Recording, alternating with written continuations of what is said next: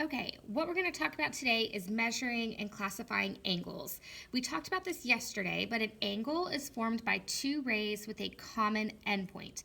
You can call the angle at the right. First of all, let's put this dot up here where it goes. Shonk, shonk. Angle DCE. Okay, this is the preferred way to label angles, as we're starting from an outside point, going to the vertex, and then to another outside point. So angle DCE. We could call it angle ECD. In this case, we could call it angle C because there's no other angles that we could be confused with.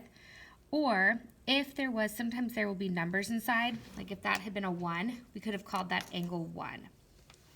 And the vertex is the point of intersection of two sides of an angle or a figure. So point C is the vertex of the angle at the right. Okay, so vertex is this point right here. So we can classify an angle by their measures, and I'm pretty sure you've seen this before, hopefully.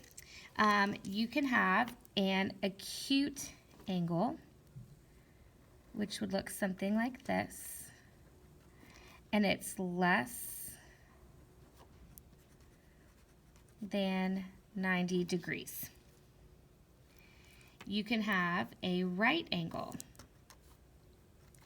which is exactly 90 degrees. You can have an obtuse angle, which is greater than 90 degrees, or you can have a straight angle, which is if we took the angle and essentially, if this is the vertex, flattened it all the way out, it makes 180 degrees. So acute, right, obtuse, and straight. Okay, so let's talk about this next sentence down here. It says, if the sum of the measures of two angles is 90 degrees, the angles are complementary. If the sum is 180 degrees, the angles are supplementary. Okay, so let's talk about complementary. So that means that they have to add to 90 degrees.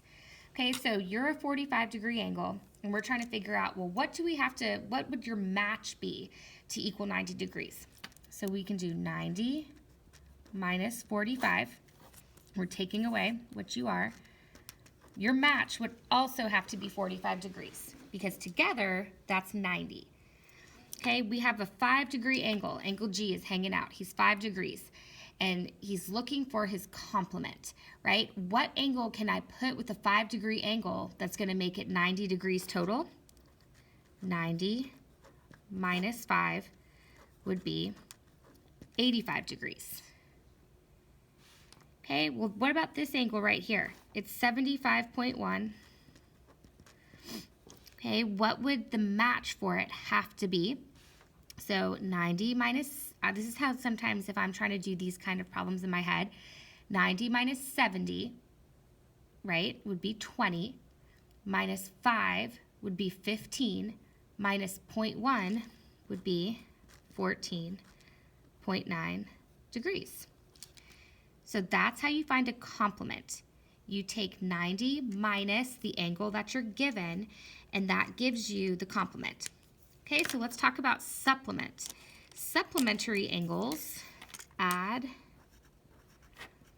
to 180 degrees.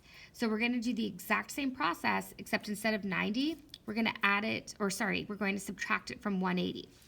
So you're a 45-degree angle. You're looking for another angle to be supplementary to you.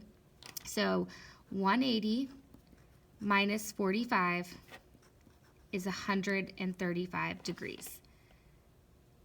Okay, what if you're a 5-degree angle? You're like, I just need someone to come and be my supplementary angle.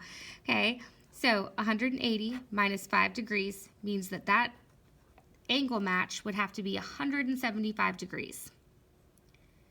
Okay, well, what if we're doing the same thing with that 75.1? 180 minus 75.1 is going to end up being 104.9 degrees. Okay, so complementary angles add up to 90. If I was going to draw a picture for you, it would look like this. Okay, where you have these two angles add up to 90. Supplementary angles are angles that add up to 180. So for example, we have this 45-degree angle right here, plus the 135. You put them together and they make 180.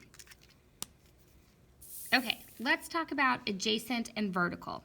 Adjacent angles share a vertex, right? Vertex means like that center point, and a side, but they don't have any interior points in common. So over here, angle 1 and 2 are adjacent.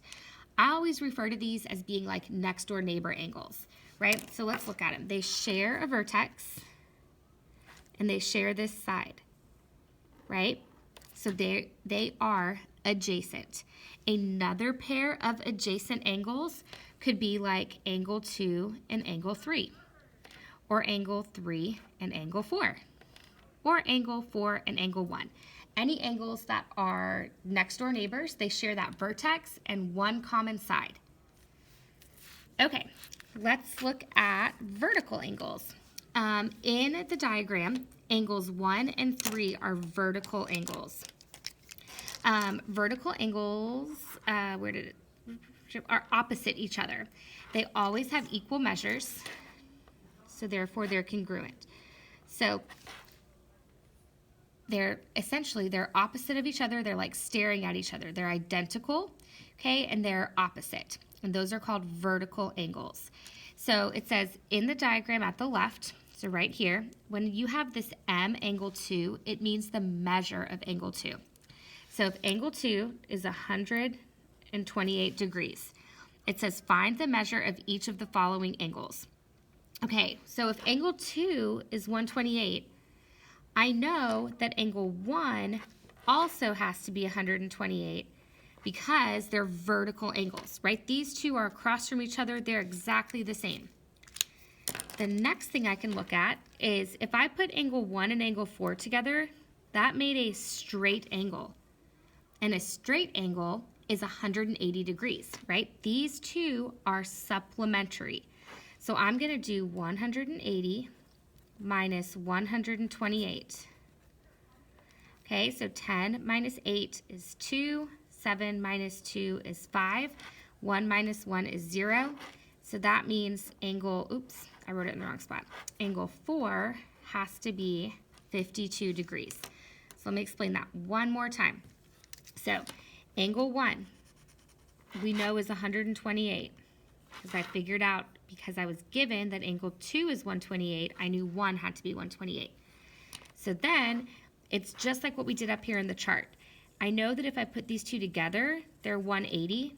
So this one would have to be 52 because 128 and 52 make 180.